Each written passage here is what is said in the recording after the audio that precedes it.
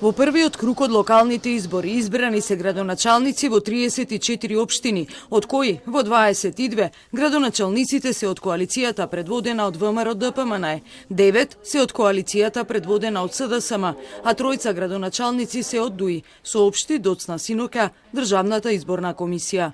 Во првиот круг градоначалници од ВМРО ДПМН се избрани во Аеродром, Босилово, Бутел, Велес, Виница, Јегуновце, Кавадарци, Карбинци, Киселавода, Газибаба, Градско, Ѓорче Петров, Зрновци, Илинден, Могила, Неготино, Новаци, Петровец, Прилеп, Свети Николе, Сопиште и Штип.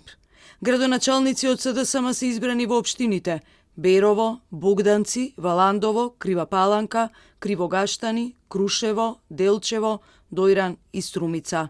Од ДУИ има тројца градоначалници избрани во првиот круг и тоа во општините Липково, Пласница и Сарај.